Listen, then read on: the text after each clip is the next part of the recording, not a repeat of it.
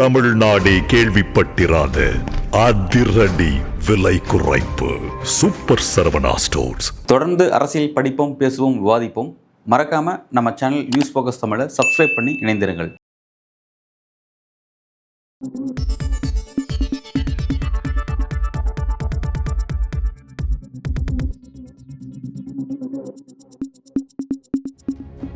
Parliament நேற்றைய தினம் ரொம்ப பரபரப்பாக இருக்கு. ஆளுங்கட்சி வர்சஸ் எதிர்கட்சி அப்படிங்கிற மாதிரி ரொம்ப காரசார விவாதம், அதாவது குறிப்பாக ராகுல் காந்தி வர்சஸ் அமித்ஷா அப்படின்ற மாதிரி ரொம்ப காரசார விவாதம் நடந்திருக்கு. அதில் ராகுல் காந்தி அவர்கள் வெளிப்படையாக ஒரு சேலஞ்ச் ஒன்று வச்சாரு. அந்த சேலஞ்சில் கலந்துக்காம அமித்ஷா பின்வாங்கின ஒரு சுவாரஸ்யமான விஷயம் நடந்திருக்கு. அதே மாதிரி தோல்வியே இல்லைன்னு சொல்லிட்டு இருந்த பாஜகவும் அமித்ஷா அவர்களும் தங்களோட தோல்விகள் ஓப்பனாக ஒத்துருக்காங்க அப்படிங்கிற மாதிரி சில முக்கியமான டைமென்ஷன்ஸ் எல்லாம் நடந்திருக்கு. நேற்று தினம் என்ன நடந்துச்சு அப்படிங்கிறத நம்ம இன்னைக்கு பேசுவோம். வணக்கம், இது நியூஸ் ஃபோக்கஸ் தமிழ். மறக்காம நம்ம சேனலில் சப்ஸ்கிரைப் பண்ணி இணைந்திருங்கள் நம்ம நேயர்கள். நேற்று தினம் பார்லிமெண்ட்டுடைய இந்த வின்டர் செஷனில் ரொம்ப முக்கியமான டைமென்ஷன் நடந்திருக்கு. என்னன்னா, ராகுல் காந்தி அவர்கள் ஏற்கனவே கேட்டது, ராகுல் காந்தி மட்டும் கிடையாது, எதிர்கட்சிகள் எல்லாருமே கேட்டாங்க, இந்த எஸ்ஐஆர் பற்றி விவாதிக்கணும் அப்படின்னு கேட்டாங்க. எஸ்ஐஆருக்கு ஸ்பேஸ் கொடுக்க மாட்டோம், வேணா தேர்தல் சீர்திருத்தம் பற்றி பேசலாம், ரிஃபர்மேஷன் ஒர்க்கை பற்றி பேசலாம் அப்படிங்கிற மாதிரியான ஸ்பேஸ் மட்டும் கொடுத்துருந்தாங்க. அந்த விஷயத்தில் ராகுல் காந்தி அவர்கள் ஒரு நாள் முன்னாடி பார்த்தீங்கன்னா கிளியராக தன்னோட வாதத்தை முன் வச்சிட்டாரு. இந்த கேள்விலாம் இருக்குது அப்படின்னு சொல்லி தன்னோட கேள்விகள் எல்லாத்தையும் அடுக்கியிருந்தாரு. அந்த கேள்விகளுக்கு பதிலளிக்கும் விதமாகவும் மற்ற எதிர்க்கட்சிகள் எம்பிக்கள் எழுப்பிய கேள்விகளுக்கு பதிலளிக்கும் விதமாகவும் உள்துறை அமைச்சர் அமித்ஷா நேற்று தினம் பேசினாரு. ரொம்ப முக்கியமான டைமென்ஷனாக இருந்துச்சு அது. ஏன் அப்படின்னா, என்டிஏக்கு எங்களுக்கு கேள்விகளை கண்டு அச்சமே கிடையாது, பயமே கிடையாது, தைரியமாக எல்லாத்தையும் ஃபேஸ் பண்ணும் அப்படின்னு சொல்றாரு. ஃபர்ஸ்ட் அங்கேயே ஒரு பொய் இருக்கு. ஏன் அப்படின்னா, பல்வேறு கேள்விகளுக்கு பெரிய ஒரு போராட்டம் நடத்தி அவங்ககிட்ட பதிலை பெற வேண்டியதாக இருக்கு.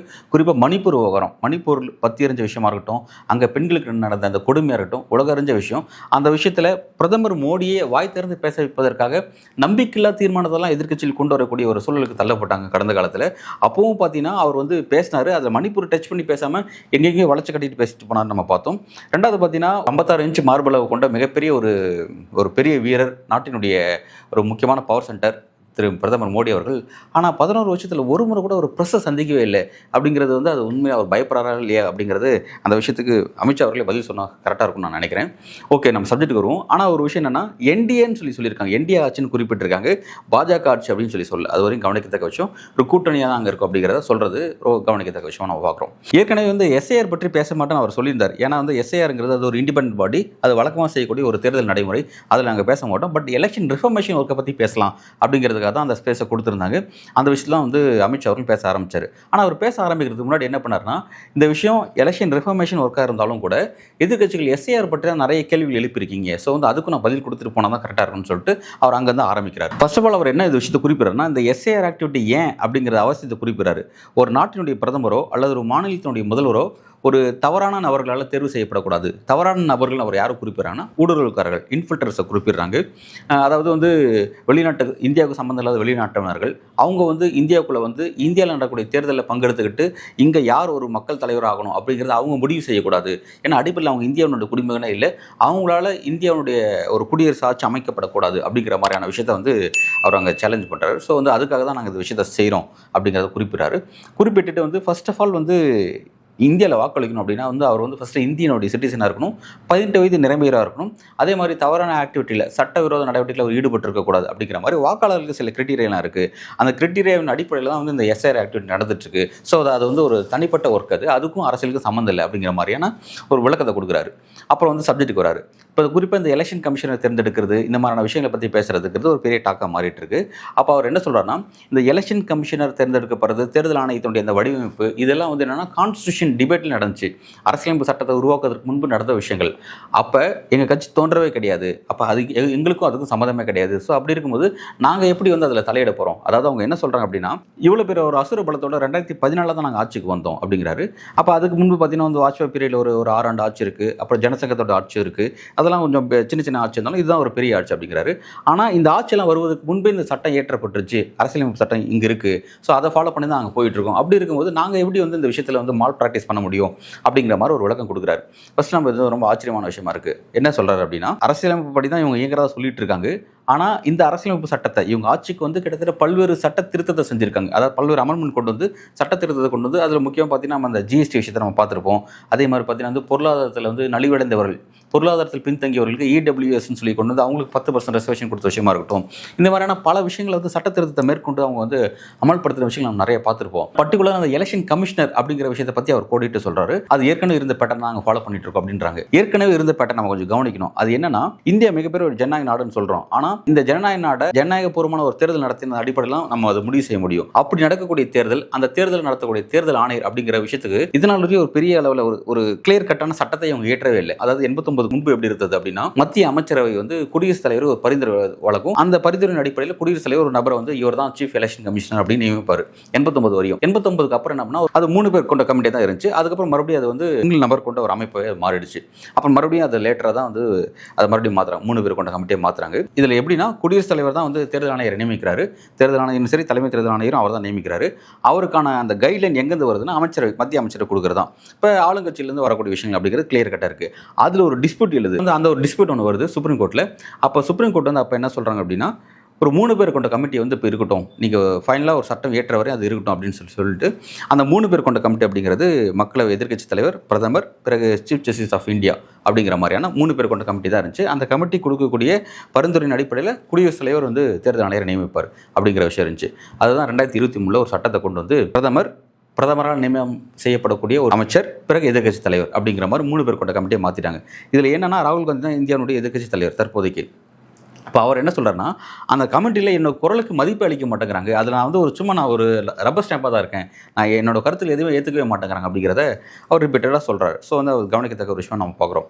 ஸோ இந்த இடத்துல தான் என்ன சொல்ல வர்றாருன்னா, அமித்ஷா இந்த மாதிரி சட்டம் உருவாக்கும் போது நாங்கள் அங்கே ஸ்க்ரீனில் இல்லை, ஸோ அப்படி இருக்கும்போது நாங்கள் என்ன விஷயத்தை செய்ய போகிறோம் அப்படிங்கிறாங்க. நீங்கள் வந்ததுக்கப்புறம் தான் பல சட்டத்திட்டத்தை மாற்றிட்டு இருக்கீங்க. 2023 தான் அந்த சட்டம் கொண்டு வந்தீங்க. அப்போ நீங்கள் தானே ஆட்சியில் இருந்தீங்க, இப்போ நீங்கள் தானே அதுக்கான பதில் சொல்லி ஆகணும். ஸோ அந்த மாதிரி கேள்வியை நம்ம அவர் நோக்கி எழுப்ப வேண்டியதாக இருக்குது அப்படிங்கிறத கவனிக்கிறோம். அடுத்து ரொம்ப இன்ட்ரெஸ்டிங்கான ஒரு விஷயம் என்னன்னா, வந்து இப்போ ராகுல் காந்தி தொடர்ச்சியாக வந்து ஹைட்ரஜன் குண்டு, நைட்ரஜன் குண்டுன்னு சொல்லிட்டு பல ஓட்டு திஃப்ட் பற்றி நிறைய பேசிகிட்டே இருக்கிறாரு.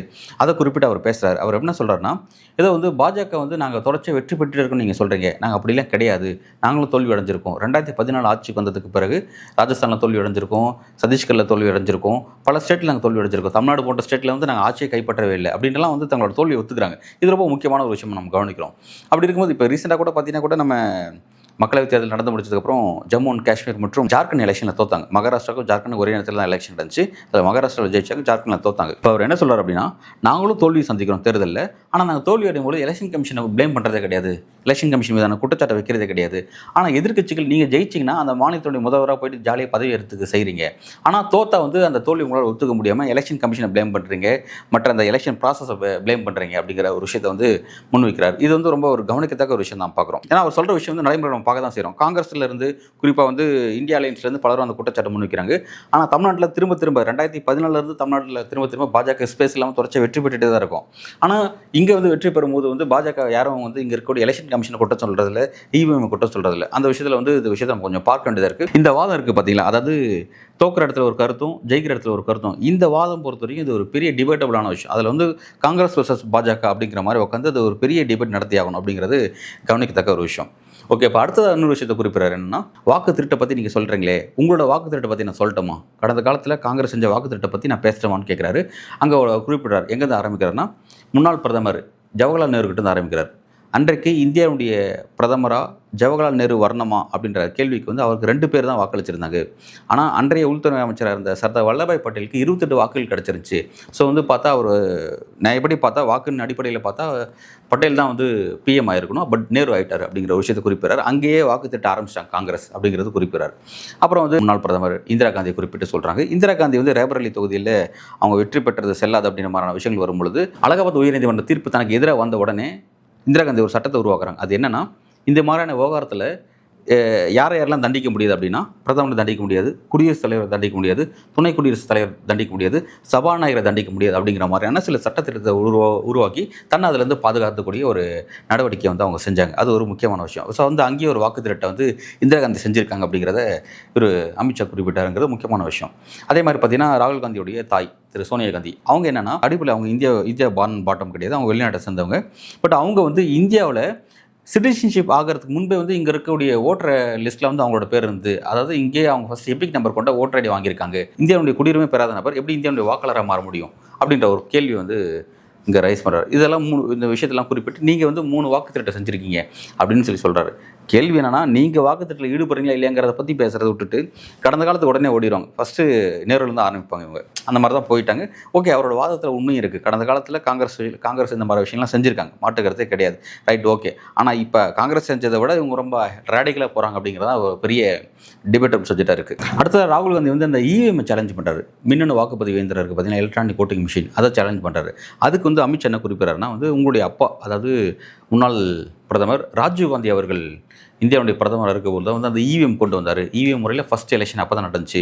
ஸோ அந்த சட்டத்திருத்தத்தை கொண்டு வந்ததே வந்து உங்கள் அப்பா, அதாவது முன்னாள் பிரதமர் ராஜீவ்காந்தி தான். அதை இவர் சேலஞ்ச் பண்ணுறாரா அப்படின்ற மாதிரி அந்த விஷயத்தை வந்து திருப்பினார். ஸோ இவிஎம்மில் வந்து நிறைய சிக்கல் இருக்குது அப்படிங்கிறது எல்லாராலையும் ஒரு மனதாக ஏற்றுக்கொள்ள முடியாத அளவில் அதில் சில குழப்பங்களும் சிக்கல் இருக்குங்கிறத நம்ம மறுக்க முடியாது. ஸோ அது விவாதத்துக்கு பட்ட விஷயம் தான். பட் அதை வந்து என்னென்னா காங்கிரஸாக தான் கோட் பண்ணுறாரு. அதாவது எல்லா விஷயத்துக்கும் இனிஷியேட்டிவ் காங்கிரஸாக தான் இருந்திருக்கு. அதை வந்து இவங்க அப்படியே பிடிச்சிட்டு வராங்க. காங்கிரஸ் செஞ்சது இவங்க ரொம்ப இன்னும் அடுத்த அளவுக்கு ரொம்ப மோசமான இடத்துக்கு கொண்டு போகிறாங்க. ஸோ வந்து எல்லா இடத்தையும் கொண்டு போய் நீங்கள் தான் ஆரம்பிச்சிங்க அப்படின்னு சொல்லி கொண்டு போயிட்டு அங்கே முடிச்சு போட்டு இந்த ராகுல் காந்தி அவர்களுக்கு அமித்ஷா கொடுக்குற பதில் வந்து இதுவாக தான் இருக்குது அப்படிங்கிறது கவனிக்கத்தக்க ஒரு விஷயமா பார்க்குறோம். அதே மாதிரி பார்த்தீங்கன்னா இன்னொரு விஷயத்தை டச் பண்ணுறாங்க. ஒரு நீதிமன்றம் தீர்ப்பு கொடுச்சுன்னா அந்த நீதிமன்றத்தோட தீர்ப்பை எதிர்த்து அந்த நீதிபதியே பதவி நீக்கம் செய்யணும் அப்படின்னு சொல்லி அவருக்கு எதிராக நீங்கள் வந்து ஒரு இம்பீச்மெண்ட் மோஷன் கொண்டு வரீங்க, பதவி நீக்க தீர்மானம் கொண்டு வரீங்கன்னா எந்த அளவுக்கு நீங்கள் மோசமானவங்களா இருக்கீங்க. ஒரு வாக்கு வங்கி அப்பீஸ்மெண்ட் பாலிடிக்ஸ் செய்கிறீங்க நீங்கள். அதாவது நம்ம திருப்பரங்குன்ற விஷயத்தை குறிப்பிட்டு தான் சொல்கிறாரு. திருப்பரங்குன்றத்தில் அந்த மலை உச்சியில் விளக்கேற்றுறதுக்கு நீதிமன்றம் அனுமதி வழங்கியிருக்கு. ஆனால் அதை எதிர்க்கக்கூடிய அளவில் இந்தியா கூட்டணி இருக்காங்க. அந்த தீர்ப்பை வழங்கிய நீதிபதியை பணி நீக்கம் செய்யணுன்ற அளவில் இவங்க வந்து ரொம்ப மோசமான இடத்துக்கு நகரான்னு சொல்கிறாங்க. அந்த சப்ஜெக்ட் அவர் எந்த அளவுக்கு கிளியராக புரிஞ்சிட்டாருன்னு நமக்கு தெரியல. வழக்கமாக நடைபெறக்கூடிய ஒவ்வொரு ஆண்டும் நடைபெறக்கூடிய 100 ஆண்டுகளாக பின்பற்றப்படக்கூடிய ஒரு பாரம்பரியமான விஷயம் அந்த மலையின் மீது ஏற்றப்படக்கூடிய, அந்த மலையின் மீது இருக்கக்கூடிய அந்த உச்சி பிள்ளையார் கோயிலில் ஏற்றப்படக்கூடிய அந்த தீபங்கிறது ஏற்றப்பட்டுருச்சு. அதுக்கு வழக்கத்துக்கு மாறான ஒரு விஷயம் தான் ஏற்றப்படாமல் போச்சு. அதை கிளியராக அவங்க சொல்லியிருக்கணும். அவர் அதை அங்கே சொல்லலை. கிளியர் விஷயம் நான் சொல்லலை. தீபம் ஏற்றத்துக்கே வந்து இந்தியா கூட்டணி எதிராக இருக்குது அப்படிங்கிற மாதிரியான ஒரு விஷயத்தை அவை குறிப்பில் இடம்பெறும் வகையில் அந்த இடத்துல பதிவு செஞ்சுட்டாரு அப்படிங்கிறது முக்கியமான விஷயம். உடனடியாக எதிர்க்கட்சியிலும் ரைஸ் ஆகி டென்ஷனாக எழுந்துச்சு கத்தவும் செஞ்சாங்க. அதில் வேறு விஷயம் இருக்குது அப்படின்லாம் பேசினாங்க. ரைட், ஒரு கவனிக்கத்தக்க ஒரு விஷயம் தான். அதாவது திருப்பரங்குன்ற விஷயத்தை நம்ம எப்படி புரிஞ்சுக்கணும் அப்படின்னா, அந்த தீர்ப்பு வழங்கப்படும் பொழுது அப்படிங்கிறது, தீர்ப்பு வழங்கக்கூடிய அந்த நிகழ்வு அப்படிங்கிறது சமுதாயத்தில் எந்த விதமான பதட்டத்தையும் ஏற்படுத்தக்கூடாதுங்கிறதா முக்கியமான விஷயம். அதுக்கு ஒரு கிளாசிக்கல் எக்ஸாம்பிள் சொல்லணும் அப்படின்னா, இன்றைக்கி இந்த ஆட்சியாளர்கள் இருக்காங்களே, பாஜக ஆட்சியாளர்கள், இவங்க இங்கே வந்து சேருவதற்கு காரணமாக இருந்த அந்த பாபர் மசூதி இடிப்பு வழக்கு இருக்குது பார்த்தீங்களா, அந்த வழக்கை வந்து விசாரித்த சுப்ரீம் கோர்ட் தலைமை நீதிபதி ரஞ்சன் கோகோய் தலைமையிலான அந்த 5 நீதிபதிகள் கொண்ட அரசியல் சாசன அமர்வு அதில் தீர்ப்பு வழங்கும் போது ஒரு விஷயத்தை குறிப்பிட்டாங்க. அந்த வழக்கு இந்துக்களுக்கு சாதகமாக தான் இருந்துச்சு. ஏன் இந்துக்களுக்கு சாதகமாக இருக்குன்னு சொல்கிறேன் அப்படின்னா, அந்த டிஸ்பியூட் எங்கே தான் ஆரம்பிக்குதுன்னா, மசூதிக்கு உள்ளே வந்து சிவலிங்கம் இருக்குது, இந்துக்கள் சாமியினுடைய சிலை இருக்குது அப்படிங்கிறது தான் ஆரம்பிக்குது. அந்த இந்துக்கள் சாமி சிலை அங்கே எப்படி போச்சு அப்படிங்கிறது அன்றைக்கு சுப்ரீம் கோர்ட் அதை ஏற்றுக்கல. அதை வந்து கொண்டு போய் இவங்க வச்சாங்க அப்படிங்கிறத சொன்னாங்க.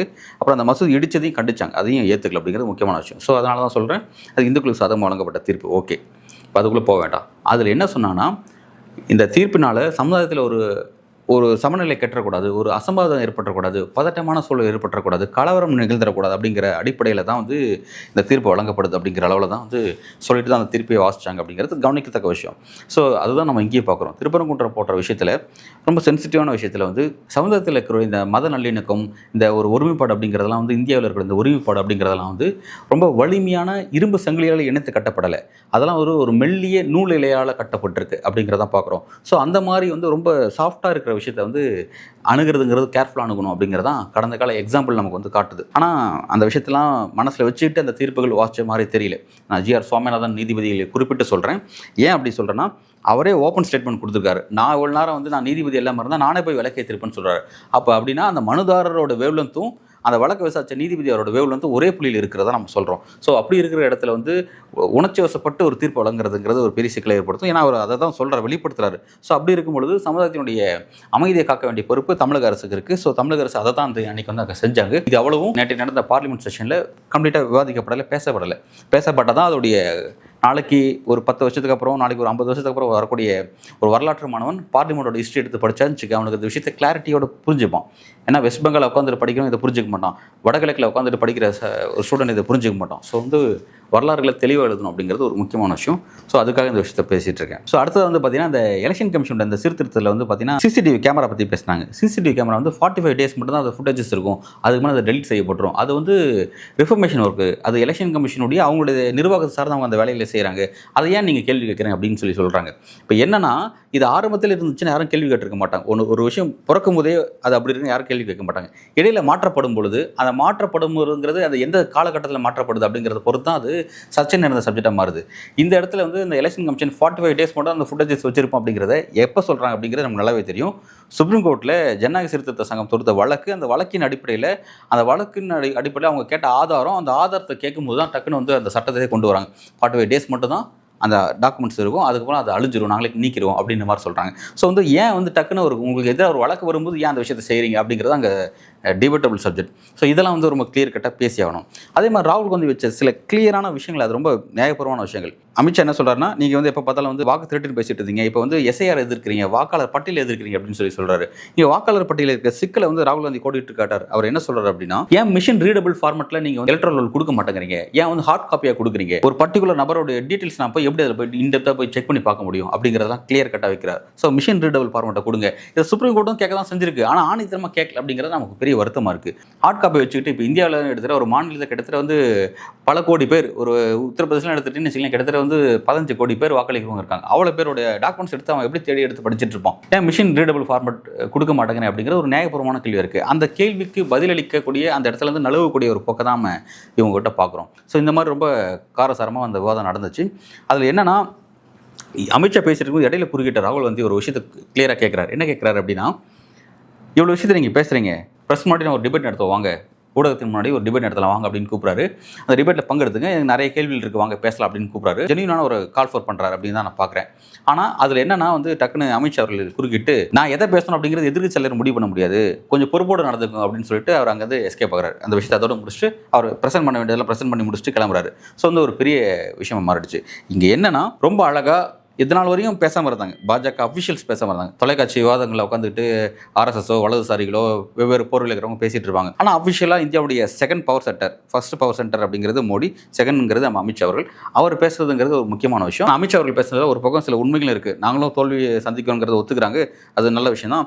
அதே மாதிரி இன்னொரு பக்கம் பார்த்தீங்கன்னா சில இப்போ வழக்கத்துக்கு மாறான சில பொய்களையும் பேச தான் செய்கிறாங்க. ரெண்டுமே இருக்க தான் செய்யுது. இப்போ இந்த இடத்துல வந்து ஒரு கிளியர் கட்டான பதில் அவங்ககிட்ட பெறணும் அப்படின்னா ஒரு ஓப்பன் டிபேட் கூப்பிட்டா தான் முடியும். அந்த ஓப்பன் டிபேட்டை தான் எதிர்க்கட்சி தலைவர் கால் ஃபார் பண்ணுறாரு. ஆனால் அதை புறக்கணிச்சுட்டு போகிறாங்க. அமித்ஷா அவருடைய இந்த ப்ரெஸ் அட்ரஸ் பண்ணுறதோ இல்லை மோடி அவர்கள் ப்ரெஸ் அட்ரஸ் பண்ணுறது எப்படி இருக்கும் அப்படின்னா, இவங்க ஒரு பதிலை கொடுத்துருவாங்க, அந்த பதிலுக்கு அந்த ஆங்கர்ஸ் வந்து கொஸ்டின்ஸ் ரெடி பண்ணுவோம். அப்படி தான் வந்து அவங்களுடைய கடந்த கால இன்டர்வியூஸில் நம்ம பார்த்துருக்கோம். ஸோ வந்து அந்த மாதிரியான ஒரு பேட்டர்ன் இல்லாமல் கிளியர் கட்டாக லைவாக எப்படி யூஎஸில் வந்து பிரசிடென்ட் எலெக்ஷன் இருக்கக்கூடிய 2 கேண்டிடேட்ஸும் எப்படி வந்து ஓப்பன் டிபேட்டில் கலந்துக்கிறாங்களோ அந்த மாதிரி வந்து இந்த பர்டிகுலர் எலெக்ஷன் விஷயத்தில், இந்த எலக்ட்ரல் ரோல் விஷயத்தில், எஸ்ஐஆர் விஷயத்தில், இவிஎம் விஷயத்தில் ஒரு ஓப்பன் டிபேட் நடக்கணும் அப்படிங்கிறது முக்கியமான விஷயம். அந்த டிபேட்டில் எந்த விதமான ஒளிமுறையும் இல்லாமல் அப்போ தான் மக்களுக்கு ஒரு தெளிவு கிடைக்கும் அப்படிங்கிறத பார்க்குறோம். ஆனால் எனிவே அதை வந்து உள்துறை அமைச்சர் புறக்கணிச்சுட்டு போயிட்டார். அமித்ஷா அவர்கள் அதை மறுத்துறார் அப்படிங்கிறது ஒரு முக்கியமான விஷயமாக பார்க்குறோம். ரைட், நல்லது. அடுத்த கட்டமாக இந்த விஷயம் எதை நோக்கி நகரப்போகுது, இது பார்லிமெண்ட்டை இன்றைக்கி அவை குரூப்பில் எல்லாமே இடம்பெற்றிருக்குங்கிறது முக்கியமான விஷயம். அடுத்த கட்ட டிபேட், ஒரு ஹெல்த்தியான டிபேட் இதில் நடக்க போதா அல்லது இந்த சிக்கல்கள் இன்னும் இப்படி தான் போக போதா அப்படிங்கிறத வரும் நாட்கள் நம்ம பொறுத்திருந்து பார்க்கலாம். நன்றி.